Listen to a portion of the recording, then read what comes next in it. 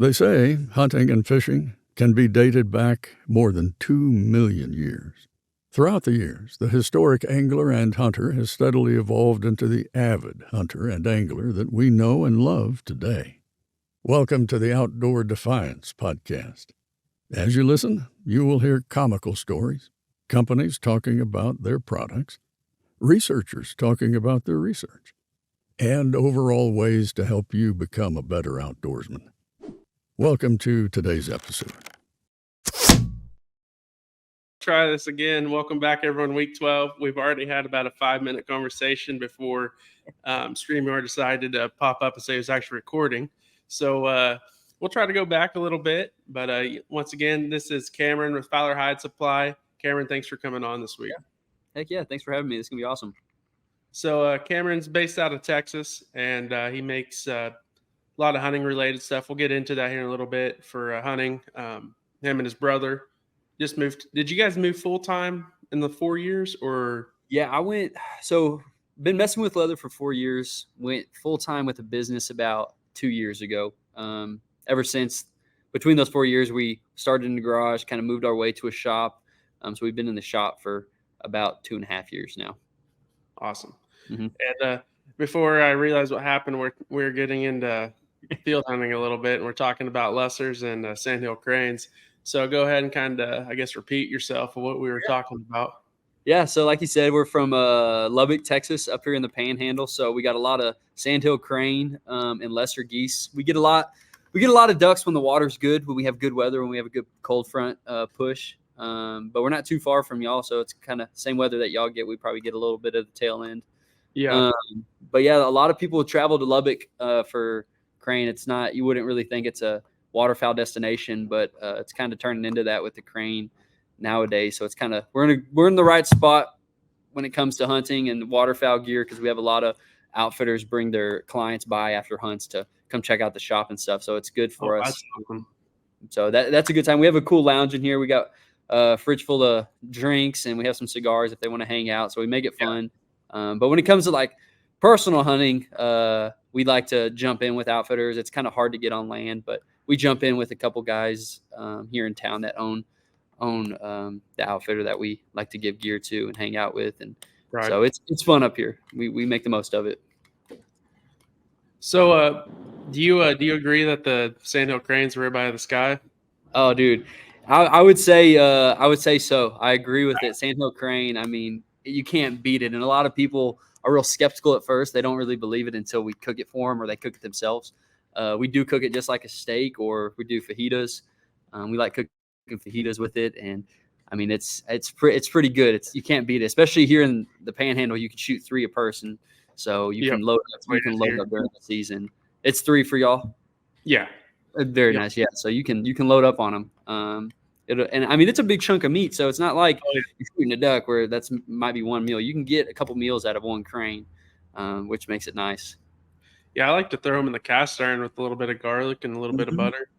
And medium rare. I love it. Dude, it's prime. I love it. It's the best. Has anyone talked to you into trying the heart on them yet? Oh, yeah, we do. We always eat the heart. So pretty much, I don't know, we've gotten the habit. Anything we shoot, we'll take the heart out of it. Unless it's like a small duck, we're not really keeping the heart. So like the dove, if we shoot dove, we'll take the hearts and we'll do like a queso with the breast and heart, and we kind of mix it all together. Crane, we'll do shish kebabs with their hearts. And then pretty much everything else we try to take their heart out of, but we do eat the hearts. They're good. Yeah, There was the time we went, there was a guy that was grabbing them, and I was like, what are you doing? And he's like, you have to try this. And I was like, okay, I mean, I'm down for anything. I'll try anything once. And they cut up, and that night on a little Coleman grill off the back of his truck at the motel we're staying at. And the next day I was there with him, making sure no one left me behind, because I was like, holy cow, those are good. They're good. I mean, if you can get a big crane, we'll take the legs and just slow cook them. I mean, it's a lot of work. You're picking a lot of meat off, but I mean, you can get a lot of meat off the legs too, the thighs. So sometimes it's worth. If you can get a big bird, I'd try to keep the legs next time too. They're good. I need to do that. Gunner hasn't got to go yet, but I'm going to get him out there one day because it's fun. Heck yeah. Y'all should come down here. We tried to go.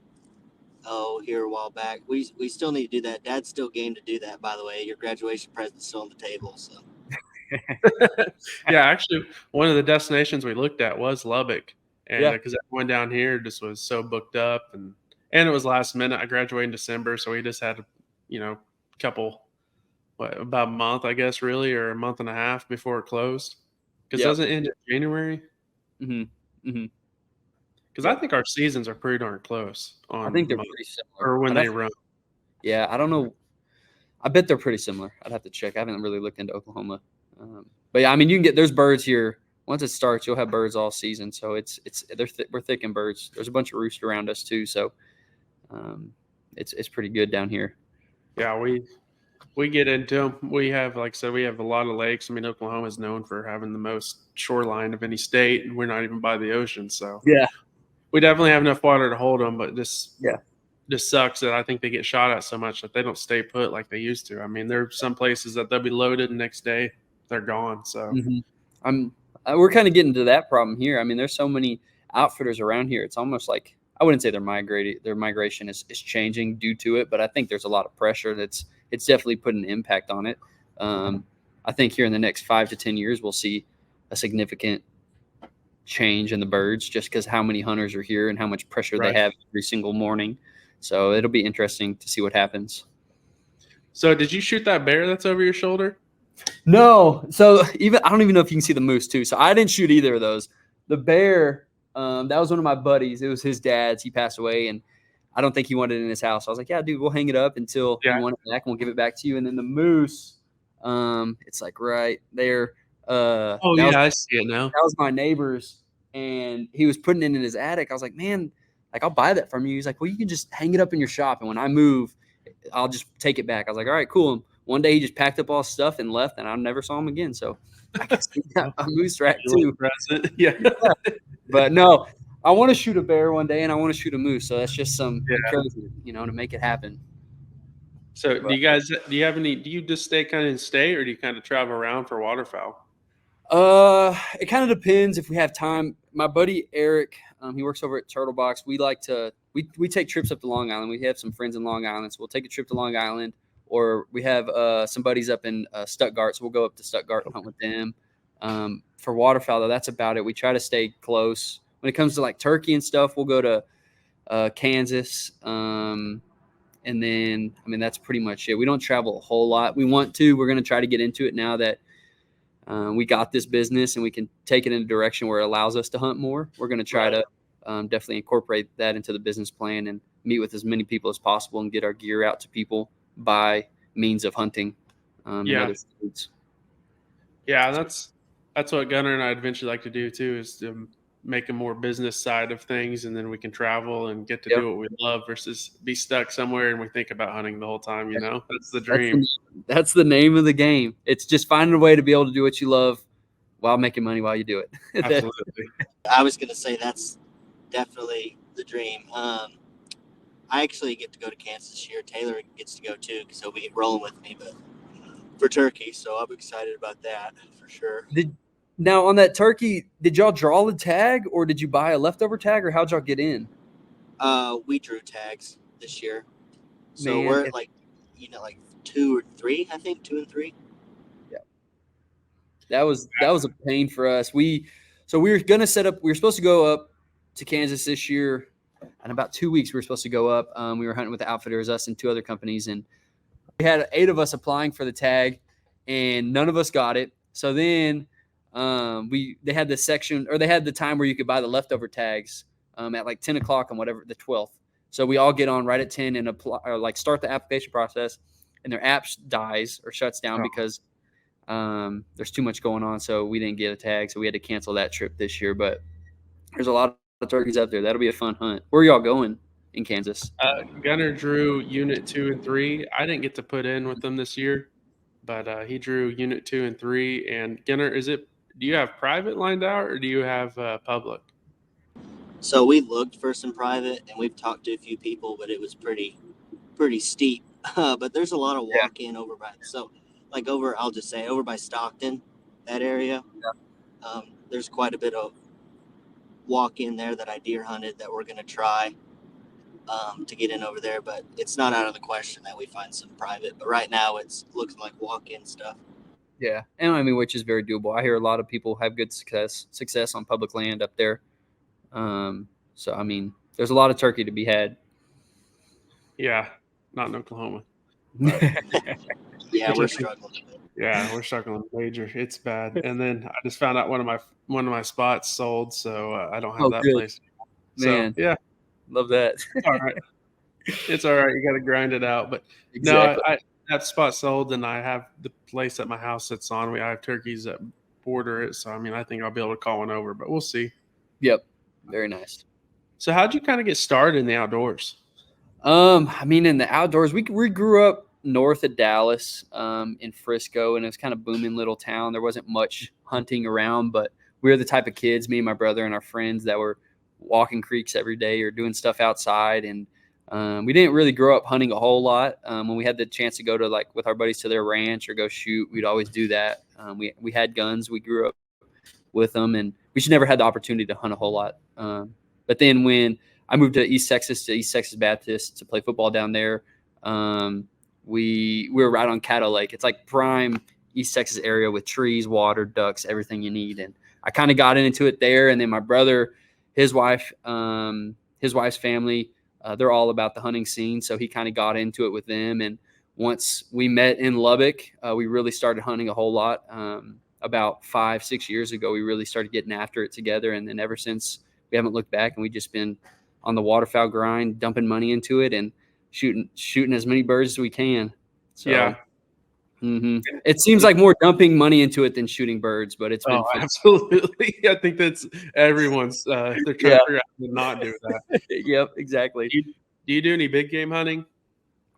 I don't. I mean, I have a buddy down here who has a ranch kind of south of Post, and I'll go with him to shoot some whitetail if we have the opportunity. But I don't do a whole lot. Me and my buddies, we talk about going and doing big game, going up to Colorado and shooting an elk or a mule deer, but we just haven't really made it happen. We'd like to, but just haven't got on a big deer like Gunner yet, but it's going to happen at some point. Yeah, that's what I keep telling myself too. I haven't found a big deer like that since. So yeah, yep. That's the type of deer. So that's the type of deer somebody shoots as their first deer, and then that's pretty much, they're never going to see another deer like it. But I haven't told you yet, but that's an amazing deer. Congrats. Thank you. Well, funny thing is so I'd killed plenty of deer before that, but that was my first bow buck. Oh, first dude, bow deer. That's so yeah, awesome. I did have that happen. So that makes it that much better. That's awesome. Yeah, that's the cool. archery buck. I was like, man, it's never going to be the same. Yeah, well, I mean, I'll give it to him. He still grinds it out and still goes. As you should. As you now should. I'm just addicted. Yeah. Yeah. That's cool. We really don't do a whole lot of big game, but maybe at some point, once we get time to kind of venture into that scene, we will. But we're going to start kind of introducing some big game line of product here in the next couple years, I believe, just like gunslings and rifle buttstock, just like kind of ammo pouches for your buttstock rounds. So it's slowly integrating into that. We just got to find a person that knows enough about it and to test the products to kind of do that for us. Yeah, I always like the custom gunslings. Mm-hmm. Some people do like longhorn hair. Some people do like rattlesnakes. And I love the way those look. I actually have a friend that does little leather working on the side, and I saw her this weekend when a group of my buddies got together, and I even told her, I was like, you need to start doing this. I was like, I want something so bad. Yeah. But it's so cool. I mean, the opportunities are endless. I mean, you go to these trade shows and what you see what those people do there, I'm like, holy cow, just the talent behind it. Yeah. We have an amazing crew here. It's me and my brother. Well, right now it's me full time, and my brother's kind of part time right now with coaching. He's going to go full time here soon, and then we got 5 or 6 employees. So 5 of those go to Texas Tech here in town. My mom helps out. Drew's wife helps out. Our buddy Zach, he jumps in every now and again. So we got a lot of hands helping us in the shop, which is good for us. I've always admired people who can have that kind of patience and that attention to detail to create things like that, Mm-hmm. because I've always thought, man, I'd love to really do that, but I don't have I have the attention to detail for some things, but definitely not the types of things that you guys do and create. Yeah. And I admire the people who can slow down enough to really articulate and create something with that much quality, if that makes Yeah. sense. Well, I appreciate it. And like you said, I mean, it does, you can rush through things, but it's seen, like it could definitely be seen by somebody buying it. So, I mean, and our thing is like people are spending good money on our products. Like I'm going to give them the highest quality that, like, that we can make. And we're going to try to take the time. Like for instance, our lanyards, from start to finish, everything's made in-house here in Lubbock. From start to finish, it takes about an hour and 45 minutes to make each lanyard. And they're all hand stitched by one of our stitchers here. And each lanyard takes about an hour to stitch. So there is a lot of time and patience that's put into it. And a lot of those, I mean, their hands are probably going to fall off at some point, but we haven't got to that point yet. Actually, in college, to make a little bit of side money, I used to sew moccasins together. This lady had like these, like, they're like in a boutique, and man, she paid $25 a pair, and I could go get 10 pairs and knock them out in about 2 hours. So I mean, I was like, I was making good money doing that on the weekends. Money. So I did that for a while. I loved watching seeing that stuff, which is funny. People never think I'd say that, but it was pretty darn fun. It is. And I mean, honestly, there's a sense of just calmness in it, and you kind of just get in your head and you just get after it and you look up and the day's done. But I mean, it's kind of calming. Some stuff will make you mad if something's going wrong, or you get through the whole process and a stitch rips the leather and you start all over. But there is a sense of just peace in it. Yeah, we used to hand sew with the sinew. And that stuff normally didn't break, but if it did, it was always like the last 3 or 4 holes. Oh, and 100%. I mean, oh my gosh, it would get you so mad. And of course, we pulled with I used a leather glove on my right hand, to pull it so tight. And their number 1 and number 2 producers were me and this older lady, and everyone else like, I don't know how y'all are doing it so fast. I'm like, it's easy. Yeah. Once you get a rhythm down, like our main guy who stitches, Nathan, I mean, he just gets after it all day, and he can stitch fast. And I get over there if I ever have to jump in and do one, because I started doing them in the garage, but now I've kind of lost it because I don't stitch anymore. So I'll get over and like do one, and I have no idea. I'm going so slow, just flying through them. Like, I'm gonna do that, but So is it hand stitched? Yeah, they're all hand stitched. It's like a baseball stitch, pretty much going down the whole lanyard. So, I mean, it's 40 inches all the way from tip to tip of just hand stitched baseball stitch. So, I mean, it takes a while. It takes a long time. I don't remember what knot I used, but man, I remember the blisters when you first started and the calluses in your hands. Yeah, we hired a couple new kids the other day, and that's what they're talking about. Is right now they're kind of building up calluses on their fingers, and Nathan's like, "Just get through this, and then you'll be fine." Yep.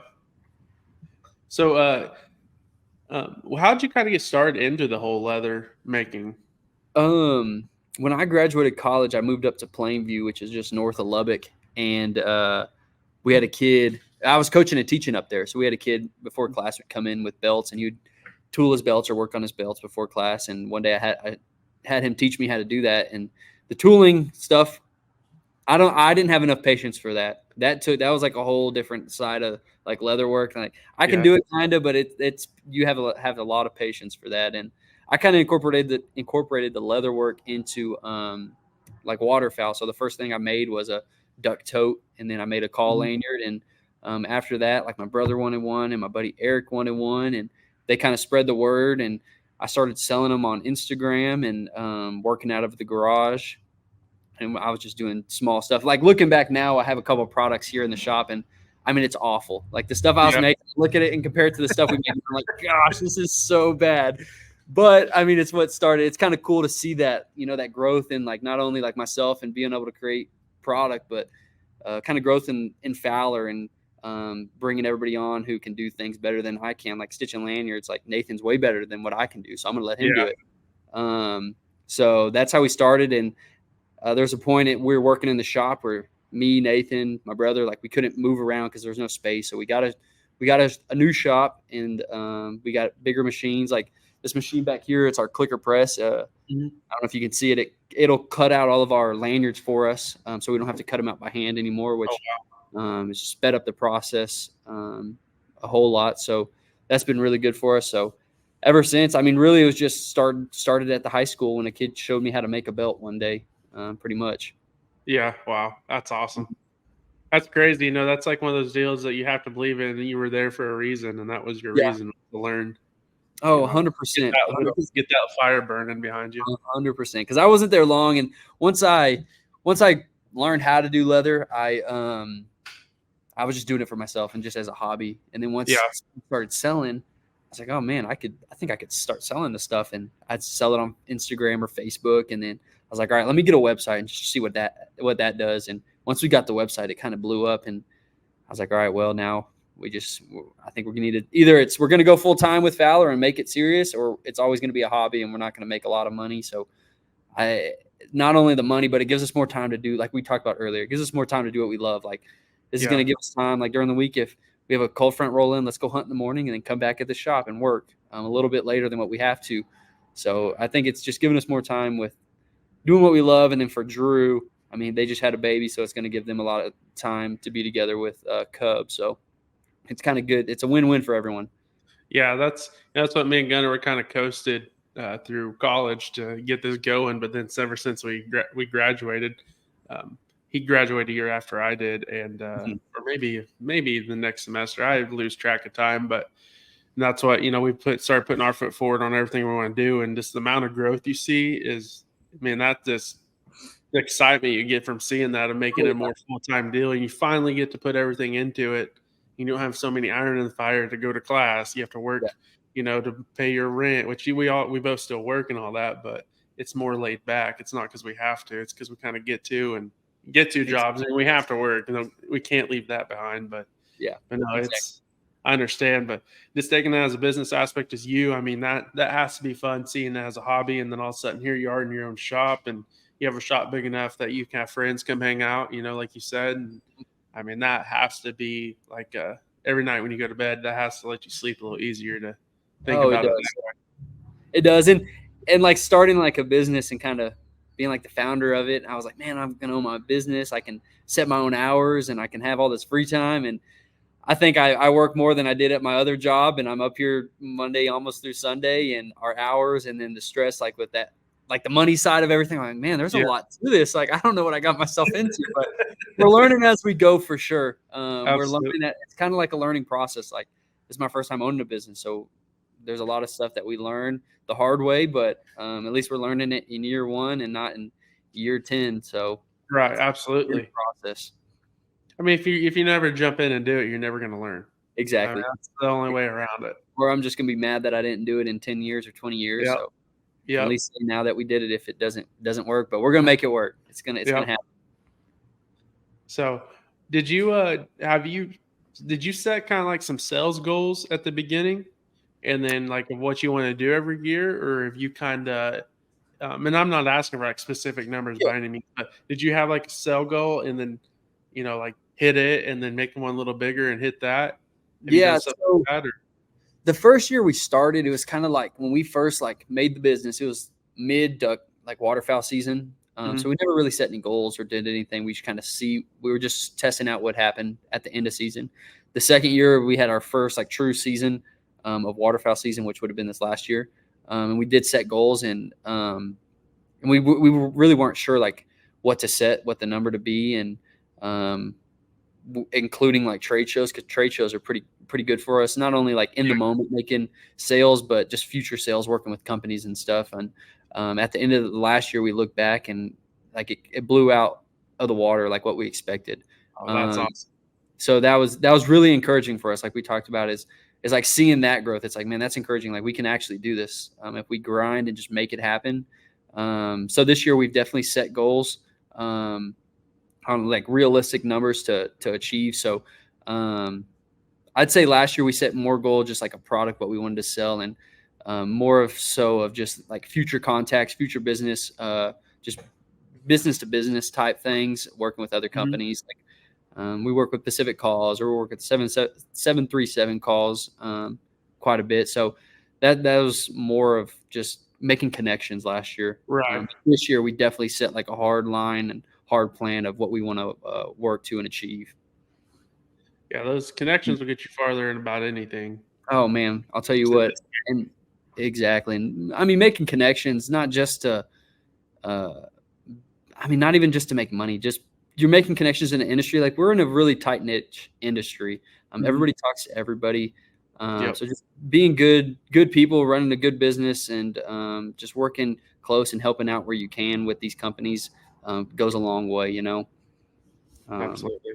Yeah, and you never know. You know, if you meet somebody, you never know what that person, you know, might be to you in the future. Like you can meet the next, you know, you can meet the next best contact you ever met. You know what I mean? Like you never know who you're going to be talking to. Mm-hmm. And a lot of my contacts were, I met this person who owns this business, and now they've got me. It's just kind of like a waterfall effect. They've got me in touch with this person who got me in touch with this person, or like if anybody needs a contact, like, oh, here you go. I think I might know somebody who might know them. Let's see if we can get you in touch. So definitely working together in the industry is a lot better than butting heads and making a bad deal for yourself. Oh yeah. That's what we have, some connections, and that's what we just build off each other too. That's helpful to bounce ideas and be like, what do you guys think about this? And we build them so tight that I don't ever feel like they're ever going to take our ideas, if, you know, even though they could do it just as good, if not better than we can. And it's great to have that support. 100%. So what are, we've talked about your business now, kind of what are your favorite products you guys make? So my favorite product, and kind of like what we base the company around, like our main product that we sell, is call lanyards. So we have 3 different types, but our main call lanyard is like a full rope call lanyard. So it's got your 2 doubles on each side, so you got your 4 doubles call drops, and then you'll have a single hanging from the bottom, which is in here somewhere. So you'll have a single from the bottom for a whistle or something. This is kind of what started Fowler, and kind of just was our cornerstone of the business. So that's personally my favorite piece of equipment that we make, and that's what we mainly sell the most of. But this last year, we really kind of wanted to push outside of our boundaries, and we love to turkey hunt. So we figured, like, what can we do in the turkey world? So this year we launched a turkey call wallet that holds diaphragm calls. So it's got a magnet on it, which I feel like a lot of people nowadays turkey hunting are trying to get into like the minimalist style turkey hunting. Like they just want to run and gun. They don't want to have a whole backpack that has legs and chairs, and they just want to carry as least amount of stuff as possible. So it's a lanyard diaphragm call wallet. It has a adjustable neck piece on it. It holds 6 calls. So I don't know if you want to run 6 calls, run 6 calls. I think I have 2 in here that I run throughout the season. And that's honestly I don't know. I like the lanyards, but the diaphragm call wallet's really big for me. I used it 2 weekends ago down kind of close to Wichita Falls, and we smoked the tom down there, and we were using that. And then with that, we have like our tom tote, which if you need to carry your bird out, it's got a sliding adjustable shoulder piece. You put a head in one side and then both feet in the other, and it just kind of swings between your arms. Just makes kind of carrying your turkey out easier rather than holding it over your shoulder with your arm falling asleep, and it's heavy and you got to walk 3 miles. But I mean, we run like on the lanyards, for instance, we have that full rope, which is going to be a longer, holds 5 calls, or we have a shorty. If you have a kid that's getting into hunting, it fits kids really well. Or if you just like a shorter lanyard up closer to your neck or your chin, so you're not reaching all over for your calls. A lot of people run that if they're in like a layout blind and their calls aren't swinging everywhere or falling to their side. Or we have a half rope that has customization capabilities, like on the neck piece, we can stamp your name or your company logo. And then we also have dove totes. I know dove hunting in Texas is huge, probably in Oklahoma, just as big. It's like it's almost like a holiday here, as probably it is there. Like opening day of dove hunting, you're not at work or school, you're probably out hunting dove. So we have dove totes where it holds 15 birds. You can clip it to like your pant loop or a fence behind you that you're sitting on. So we have a whole line of products that have kind of built Fowler, but now we're in the process of kind of like, what can we do now? Like, what can we expand to give to the industry and kind of create just a new line that no one's really thought of, and bring that like leather scene to it. Because I think like leather, a lot of people now are just kind of paracord, which is fine. Like I started with the paracord lanyard, but it's almost like nostalgia, and it's kind of like rustic using leather gear. It's kind of cool to get blood on your lanyard or on your turkey tote and it stains it. Like I think that's like the cool part about the leather. Like it has a story behind it because you can see that within that leather, you know. Mm-hmm. So how many times during your call lanyard, or how many times have you changed the design to where it is? Oh man, we probably changed it like probably 6 times. We've changed like the length, like the width of it, the stitch. I mean, it's just like little things. Like for instance, like our stitch, our thread width. Like there's 8 different widths to choose from, and I went through all of them until we found the exact width that we want to use, or what metals we wanted to use for the hardware for the lobster clasp, what metals we wanted to use for this, or the D-ring. And right now we're in the process of switching our lobster clasp to like a more user-friendly lobster clasp that's a little bit stronger. So it's just, I feel like there's always kind of stuff that's changing now. We've got the initial shape, size, but now we're just kind of fine-tuning the products. So it's changed quite a bit, but we're pretty happy with where it's at now. We have one more change, which is a lobster clasp, and I think we've got it knocked down to where we want it to be. How'd you come up with the design of the wallet? Like what kind of was like the light bulb of, oh, we should do this? I mean, I've seen them before. I've seen people make them. I didn't want to copy them like right off the bat. Like it's almost kind of like you can only do so much. Like with there's not really much more you can do with the call wallet. So I knew I wanted to have a magnet in there. So when it does shut, it's quiet, but it's going to stay shut if you're running. And then I just wanted to use a nice leather where, I mean, it doesn't feel cheap. The call wallets themselves take us, I don't know, I'd say about 40 minutes to make. So it's not like we're just throwing it together real quick and getting it in the door. So we do put time into it. But the one thing I did want was having the adjustable neck piece. So if you want to have it close to yourself, or if like your kid wants to wear it, just tighten it down. It's going to be it'll fit them nice. So this took us we ran them, we tested them last year during season. And then this year we launched it. So it took us about a year to kind of fine tune and make, and there's still like right now, after getting it to the market, there's still stuff I'm like, I think I want to change some stuff still. Yeah. Like there's always still going to be like, man, I think I can make it better. Which isn't a bad thing, but there's still definitely stuff I want to change on it. I mean, like Taylor was saying, that's real good quality to have, to always want to, keep moving the needle, keep saying, okay, I think I can maybe do this. I think I can maybe do that. Yeah. It's, it's way better than being like, oh, I'm content, Yeah. It is what it is. Exactly. And I think at some point, like I need to, like it's a good mindset to have, but I feel like at some point it's like, all right, stop making changes. Like it's perfect. Like there's nothing wrong with it. Cause that's what a lot of people, they're like, no, damn, this is great. You don't need to change this. But I'm like, in my head, I'm like, no, but I do. There's one little thing. And I don't know if it's I'm a perfectionist when it comes to stuff. But I mean, that is true. Like in a business, like if you find something that can be better and be more functional, like find a way to fix it and create it and give it to the people. And so it's easier for them to use.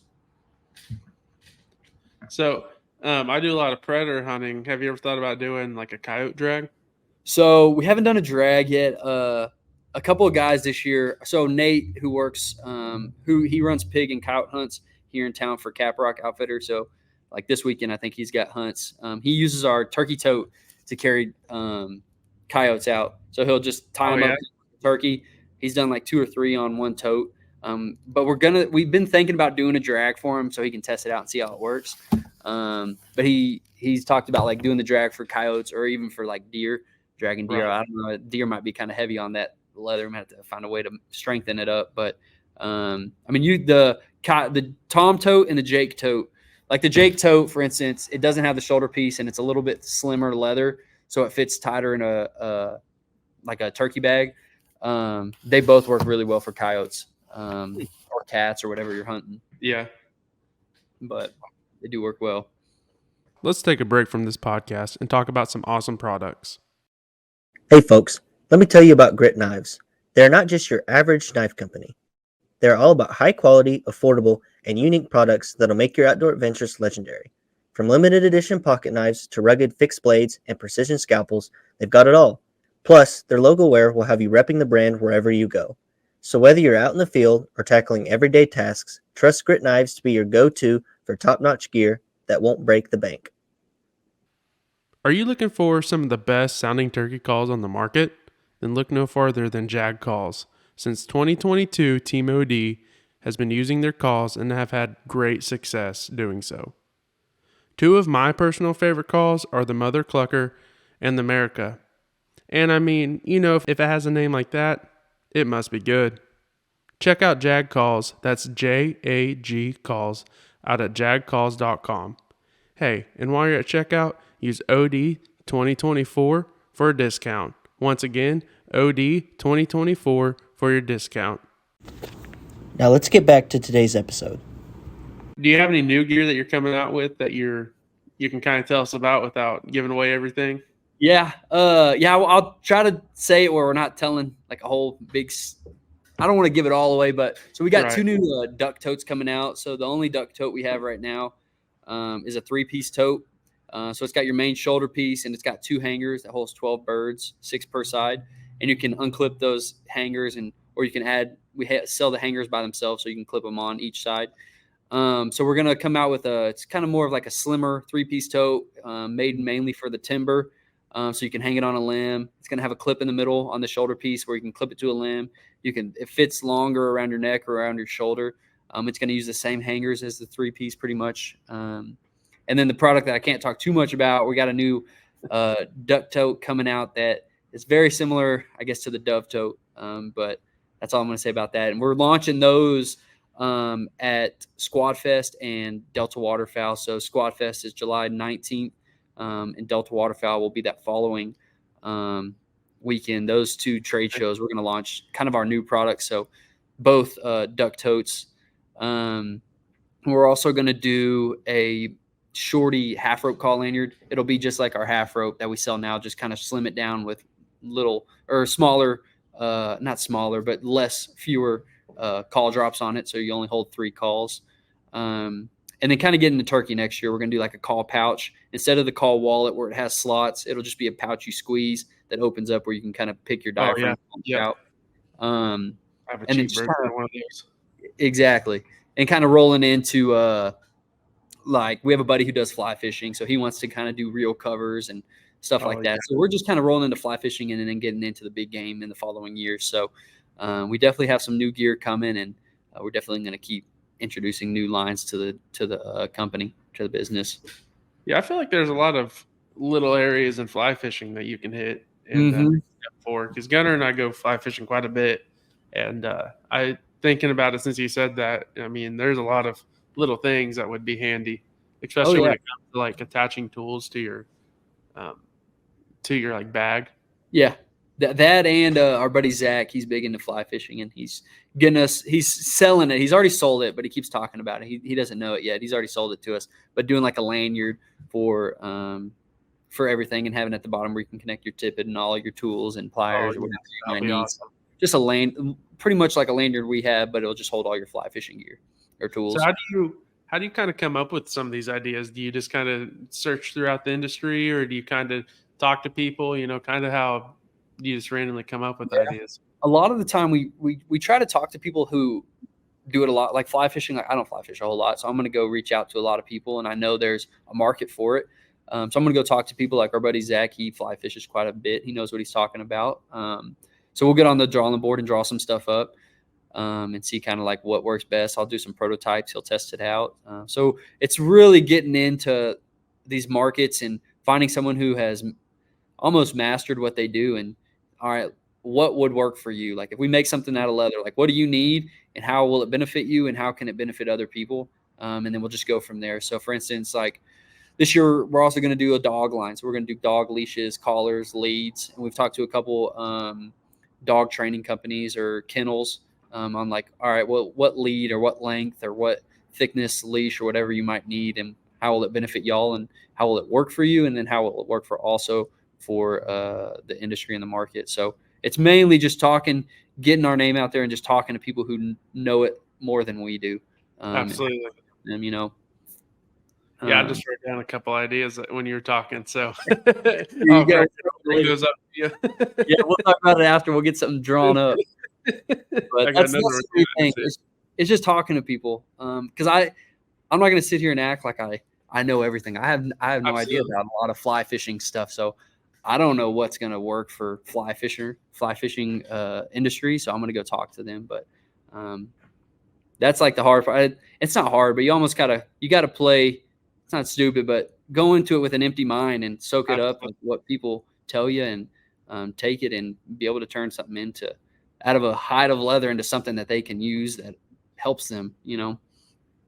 So where do you get your leather for this? I have a supplier. I want to say they're in Alabama, and I'm not sure where they're getting their hides from, but my main supplier is from Alabama, and we'll order just massive roll. It's called half hides.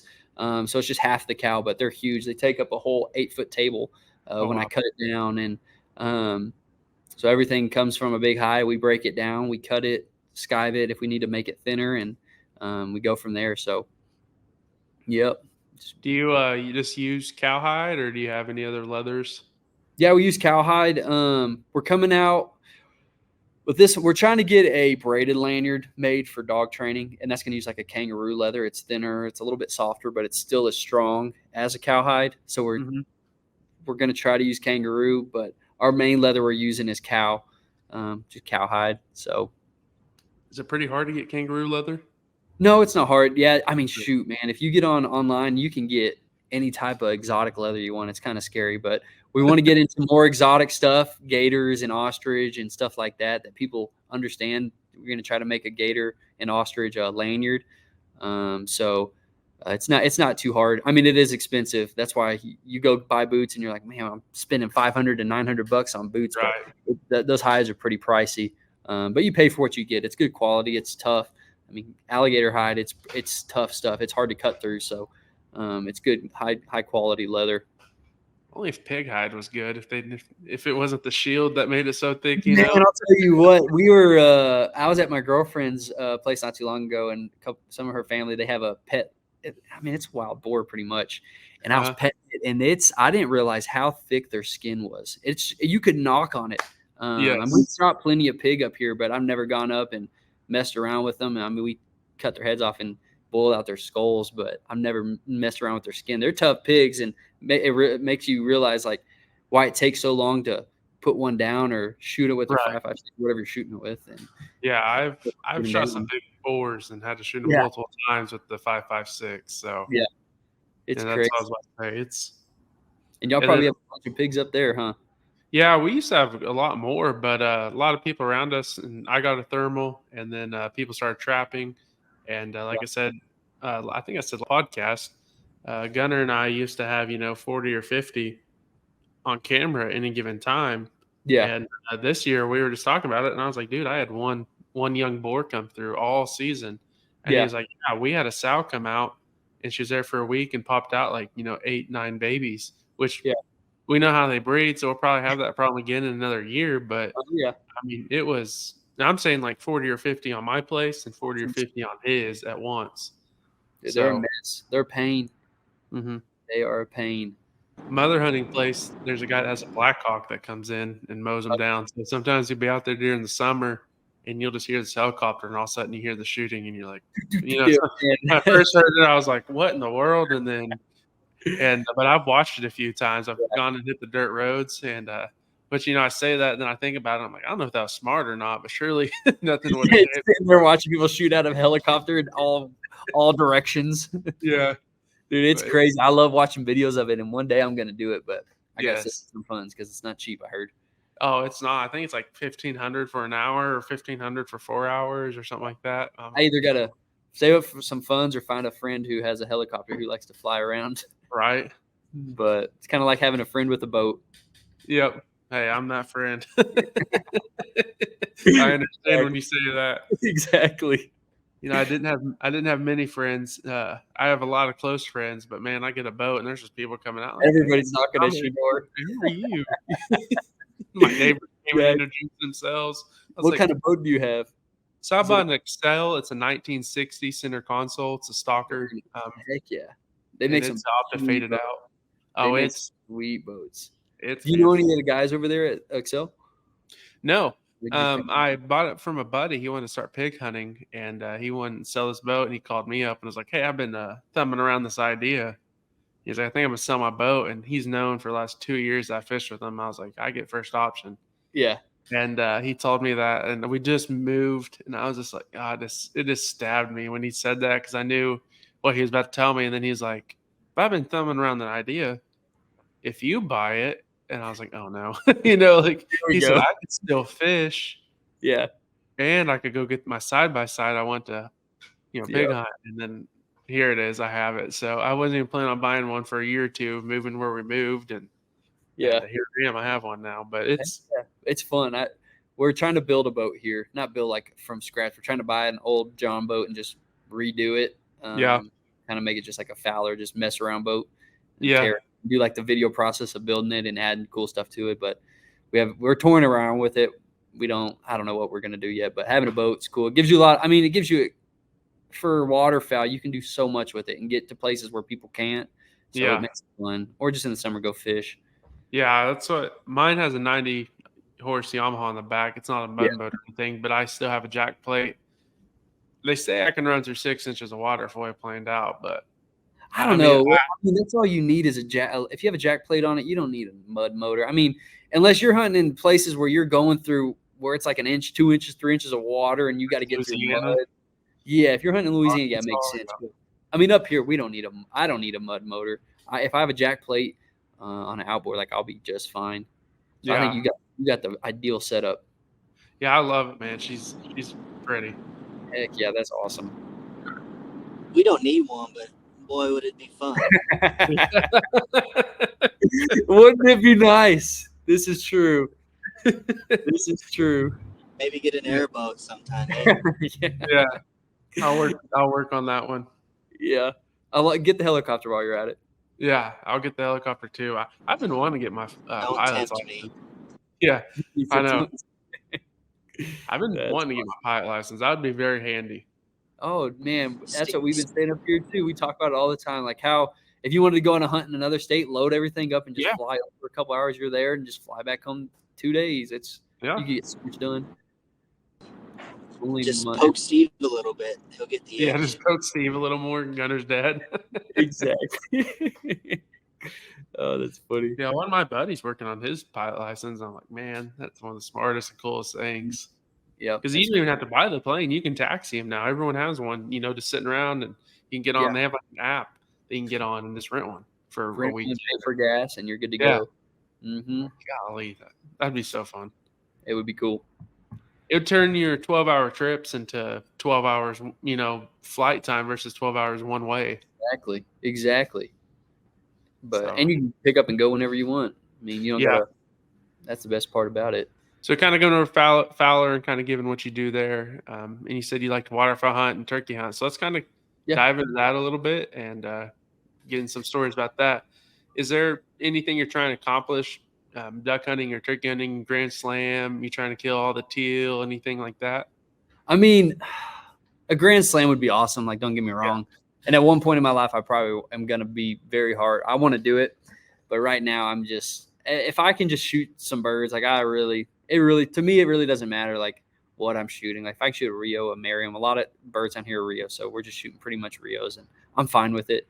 But I think I don't know. I say that, and then I sit back and watch people who are getting Grand Slams. I'm like, man, that would be fun. Or going to Mexico or Florida to shoot these birds. I'm like, gosh, that looks so fun. Like, I had a buddy, Max, text me today, and he's shooting me pictures of the turkey they shot in Florida. I'm like, gosh almighty. So I think I want to do that. I think that'd be awesome. Or even like with waterfowl, getting up to Canada and hunting early season Canada geese, like that would be so much fun. This year we're going to North Dakota with some buddies, like the ones in Long Island that we talked about. We're all meeting in North Dakota, and we're going to do kind of a freelance goose hunt. So that'll be a good time. But even with birds, like this year, I do want to get all the birds in North America. This year we shot a cinnamon teal, which we don't see many of. Oh, wow. We don't either. and I don't know, there was a group of 5 of them that crossed our face, and I was like, those, and they crossed us real quick with a group of teal. I'm like, man, those back 5, I don't know what those were. And they crossed us again. I was like, dude, those are cinnamon teal. If they come back by, like, everybody poke at the back 5 and we'll be good to go. Yeah. So those came by. We smoked those. So they're getting mounted right now. Oh, wow. I mean, it would be fun to shoot all the birds. And I think we had the opportunity to shoot some that would be very hard to get here. So when we go up to Long Island, we shoot a lot of ducks up there that we definitely don't get down here. I just kind of need to get more into the sea hunting. So this year we're going to travel down to the Gulf and do more kind of divers and everything like that. This is kind of relevant to last podcast. We talked about different things that worked for us in the turkey woods. When times get tough out there and they're tight-lipped or anything, what have you found has really worked for y'all to really finish birds and harvest that tough to kill bird? Man, I don't know. At the end of the day, I think for us, it's just putting our feet to the ground and grinding. Because when those birds shut up or those birds hen up and they get with a hen and they're not wanting to come to your calls or your decoys, like, you're going to have to work and find them and you're going to have to stalk them. Like, it's going to be a tough hunt. And I think if you can just put your boots to the ground and grind and just kind of get through it, like, you're going to have to walk miles and miles to make this happen and get ahead of them. Then you can make it happen. Like this last weekend, or 2 weekends ago when we were in Wichita Falls hunting, we had a good spot we are going to set up in the morning, and we posted up, and we were right on the border of 2 properties, and all the turkey were roosted in the other property, and we could have sworn that night before they were on our property. So we couldn't get them to cross the road. So we headed up to the north of the property, and we're like, let's let these birds kind of rest. They'll come over because we've been seeing them just pass back and forth all day. So we go up to the north spot. There's no birds. We kind of rest for a little bit and then go back out. And about 2 or 3 o'clock, there's some turkeys like right on the road, but on the other side. And they were just not having it. They were gobbling their heads off. They could see our decoys. They just weren't wanting to cross. And then we really just started ripping on our pot calls. And they just immediately jumped the road and came over. And we harvested some turkeys, and it was a good hunt. But I think more than anything, just staying on that bird. Like, yeah, he's probably gobbling. He might be henned up, but just give him a second. Like, don't rush it. Kind of sit down, relax, hang out. Like, let that bird work to you. If he's working away, then get somehow ahead of him if you have the opportunity. And don't think that if that bird's gone, like if that bird's working away from me, it's gone forever. Like, a lot of times those birds will sit for a while, work a little bit towards you, might walk back the other way, but at some point they're going to work towards you if they like that path that they've been walking the last month, year, whatever it may be. But yeah, just putting your boots to the ground and working if they're not going to work towards you. So I've been seeing a lot of people from Oklahoma that actually went to Texas, and I mean, it's like, is it 2 birds or 3 birds a person up there? It's 3. Mm-hmm. Yeah, I was about to say, I see them go up there, and I feel like 4 people post 10 to 12 birds. I'm like, holy cow. Yeah. Yeah, I've seen a lot of people too. Yeah, I've seen like groups that go out and they all got birds, and it's like 10 people, like you said, with birds. I'm like, where are you finding a group of 10 golfers like that all came in and you shot them? Either you're putting them in the fridge until everybody shoots one, and you're taking them back out where you can take the picture. Like, what are y'all doing to make this happen? But yeah, there's a lot of birds down here, and I mean, if you can get on them, they'll work with you. The Rios, I mean, if you can get them to respond to calling, and you got your decoy set up, like, it's a fun hunt. They'll work with you. Yeah, that's what we hunt is Rios down here, and we have some Merriams, but the only thing close there, one I shot, he was a double bearded bird, and he had the color of a Merriam on some aspects, but he might have been a hybrid. But that's the only time I've questioned it. Some people here have shot him. Gunner, correct me if I'm wrong. We have some Easterns, don't we? Yeah, we have a hybrid zone, like right there around Blackburn. You kind of get into your Easterns. Yeah, okay. We have a lot of hybrid turkeys right there too. They're cool.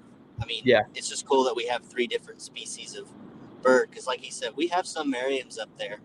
Yeah. Far north, like northwest corner-ish area. Yeah, kind of the Panhandle, Oklahoma, Colorado border. Yeah. That's cool. That's cool to have that opportunity to be able to do that. But, yeah, so, I mean, Turkey hunting. I mean, after what we love waterfowl. When waterfowl season's here, we're grinding. But when turkey gets here, I mean, we love turkey hunting. Kind of sparks that fire back up. Yeah. Not much going on in the spring. You can always go chase turkey. Go chase turkeys and try to find morels. Do you have morels up there? We don't, man. I was just talking to a buddy about that the other day. I was like, man, I would love to be hunting turkey and find some morels. Do y'all have them? Oh yeah. Oh yeah. Man, I've wanted to do that so bad, and we just never had the opportunity to. Yeah, it's an inside joke. Every year, me and Gunner's dad, Steve, we always go at each other, and I have a couple spots, but Steve doesn't. He's found some, but he'll be like, I'm gonna track you down, or if I know he's looking, I'll go hit my spot and go pick a backful and send him a picture. And he's like, I hate you. Do they usually grow in the same spot, or is it? Yep. Do they? That's awesome. And they So taste pretty good. Oh man, they are unbelievable, dude.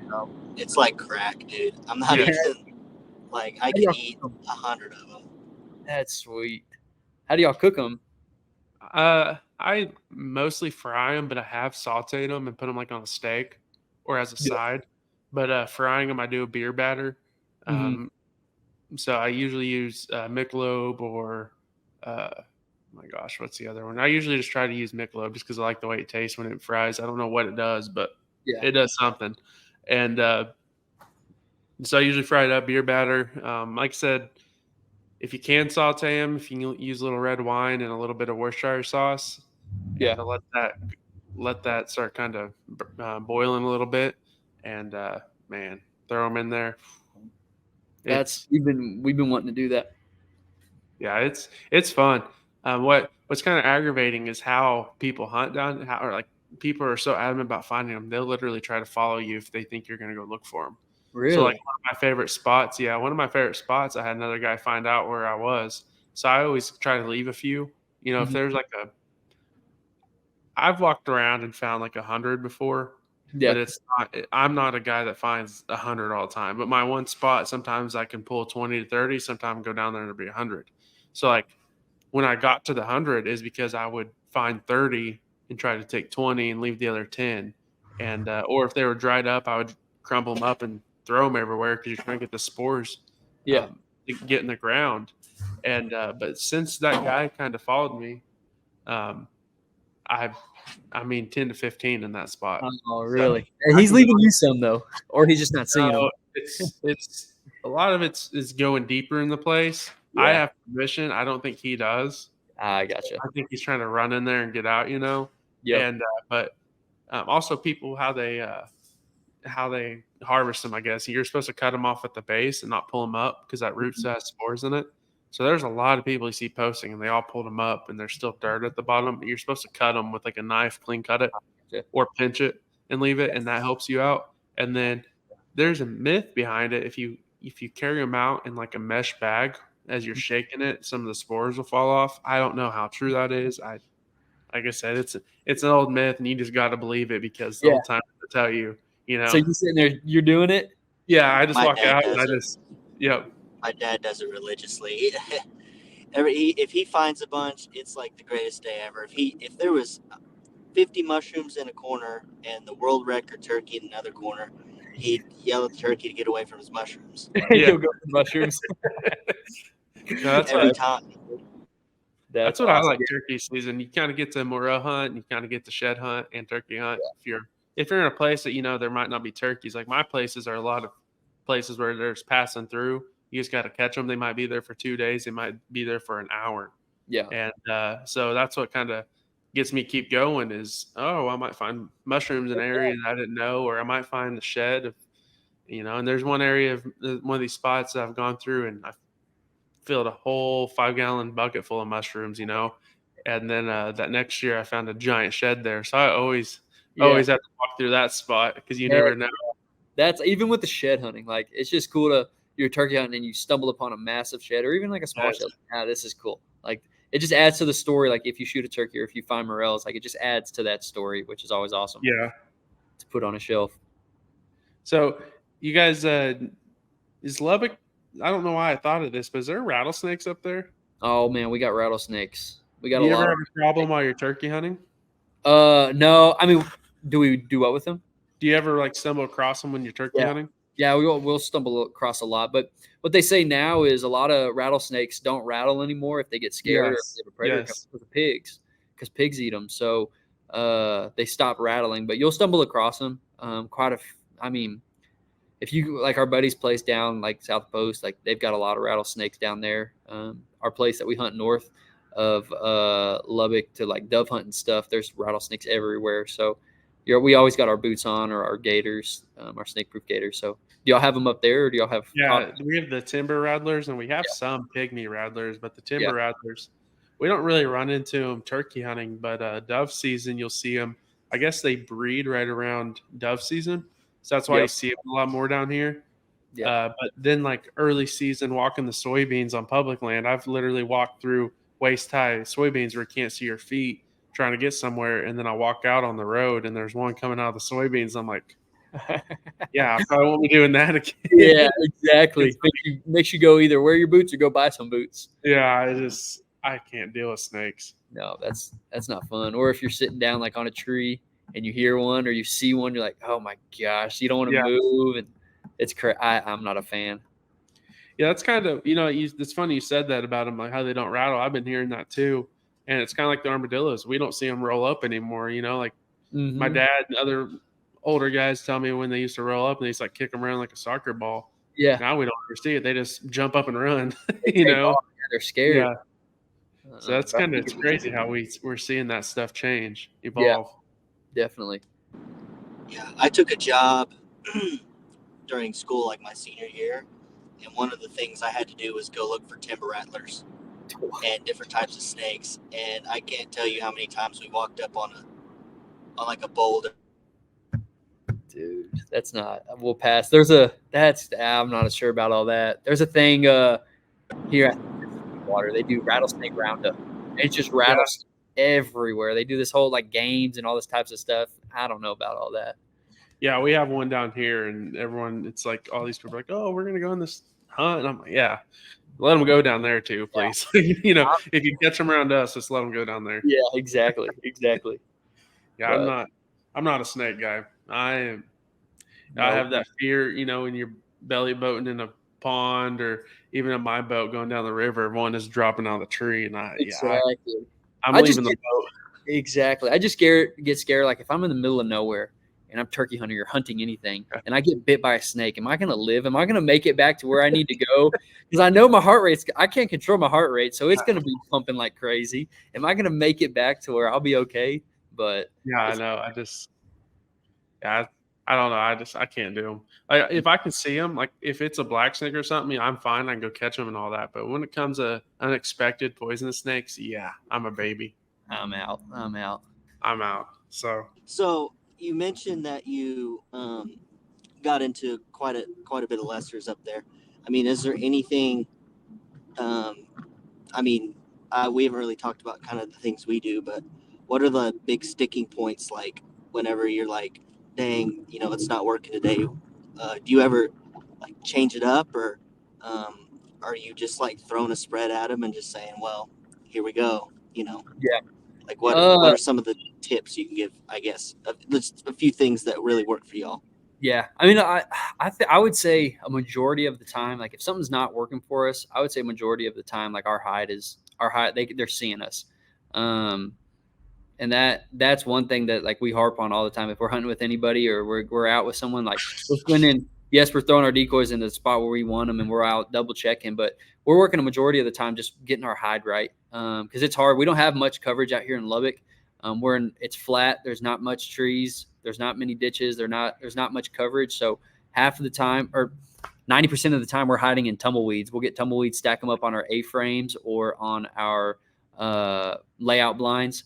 So that's like the hardest part, is kind of like blending into your surroundings and getting a good hide. But if you got your hide right, you're going to be all right. If you can, now you just got to throw a big spread. I mean, lessers are coming in by the thousands, hundreds to thousands, and you got to have a pretty big spread. We're running a lot of silhouettes. It's kind of hard to throw, unless you got a lot of money. It's hard to throw a big spread of full bodies.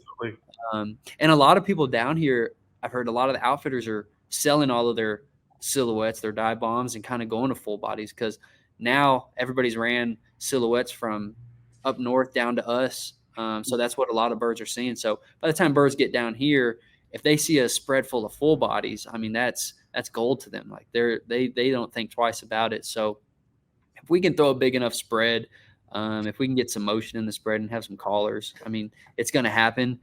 Just got to bring that first group down and they'll just start trickling in after. But the good thing about here is there's a lot of roost around us. There's a lot of feed throughout the season.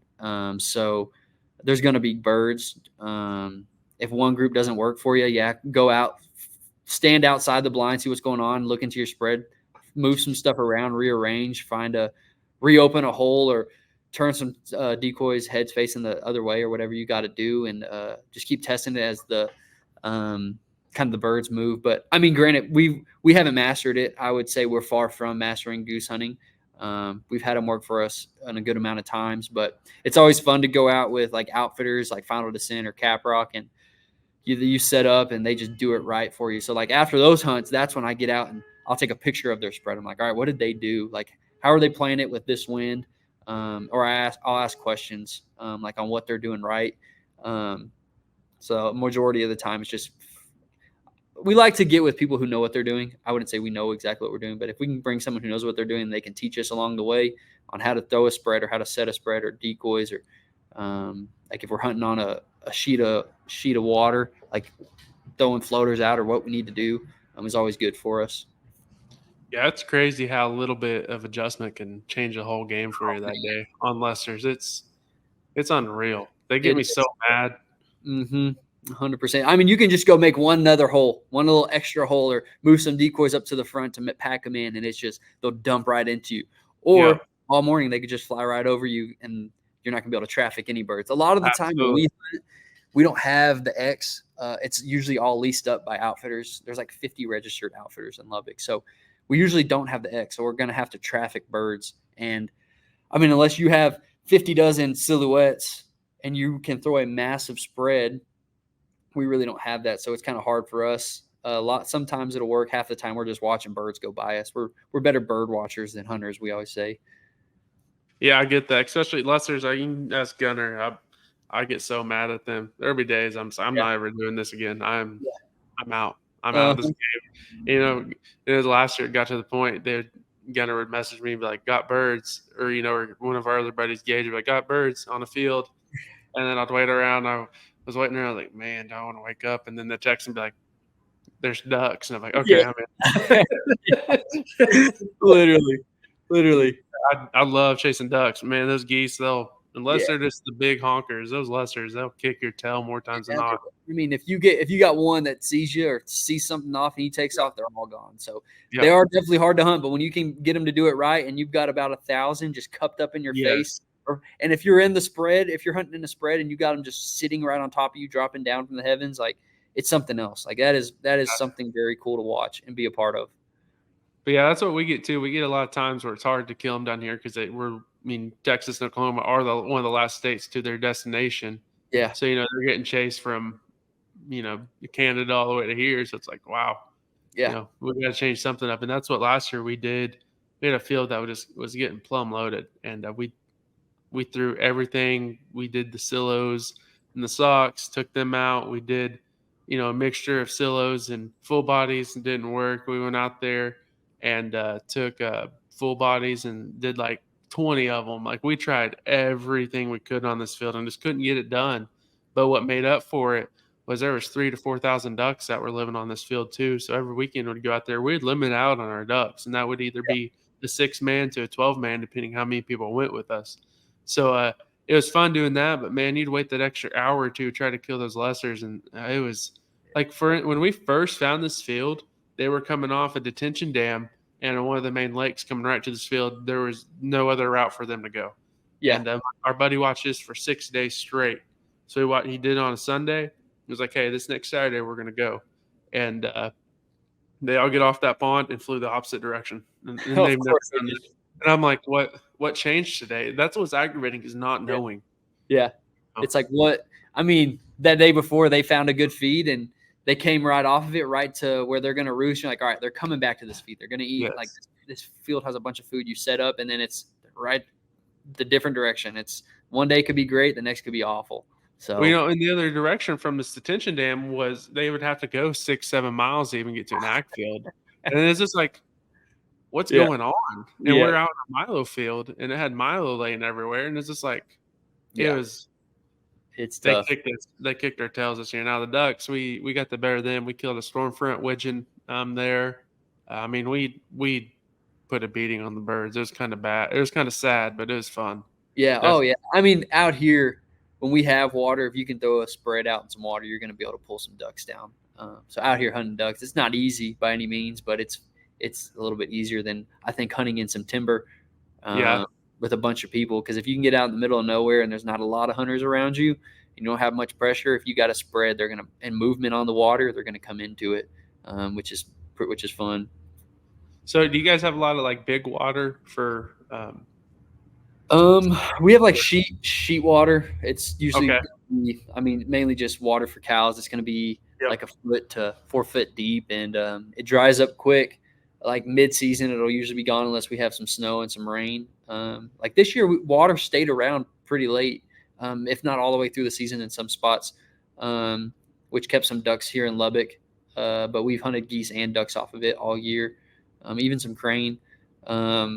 But yeah, we do have quite a bit of those. And that's the problem. A lot of the time in the mornings, if you're hunting a sheet water and you're hunting ducks and you have that first wave of ducks and you shoot, they take off. They're just going to jump to the next pond and they have no pressure over there. So then they're going to start pulling all the ducks over to that spot. And it's like, well, crap, we're kind of screwed now. Yeah, it's kind of like dove hunting. You kind of want to get the field kind of covered and jumping back and forth between everyone. Because if they all land in one area, then it's kind of like, well, bird watching this morning. Yep, exactly. You guys get snow geese up there at all? Yeah, we do. Late season, we'll get some, and there'll be some trickled in with the lessers. But we don't have it's not a huge snow goose hunt up here. I mean, a lot of outfitters, they'll have a big spread and they'll do it. And the snow geese that they have, they know exactly where they're at and where they're going to be. But it's not like we have them everywhere. We have a lot, like the ones that I do see, they're migrators and they're way up in the clouds. I mean, they're just moving. But we don't see a whole lot. Yeah, that's what we get them just trickled in. There's parts of the state that might get them one year, and the next year they not. During after season, or during the snow goose season was I meant. But usually they're kind of in with the lessers. So yep, same. Well, Cameron, thanks for coming on and giving us your time. If you will, kind of give everyone where they could find you. Yeah. If y'all want to go buy some gear, leather hunting gear, just go to www.fowlerhidesupply.com. Jump on there. My phone number's on the website, so reach out. You can shoot me a call. And we'll get y'all guys all set up. And then all your Instagram and Facebook. Do you have a TikTok or? Yeah, Instagram, Facebook, TikTok. It's all Fowler Hide Supply. So here, when my brother goes full time, we're gonna really start pushing TikTok videos. We got a lot of funny videos we're gonna start doing. So that's more of like our comedic side of Fowler. We like to have fun in here, so that'll really be seen here in the next couple months. Awesome. But everything's just Fowler Hide Supply. Yeah, if everyone go check them out and definitely put an order in. And like I said, thank you, Cameron, for coming on. This is episode 12. This is Cameron. Gunner had a flat tire, so he kind of phone called in. Thanks for watching.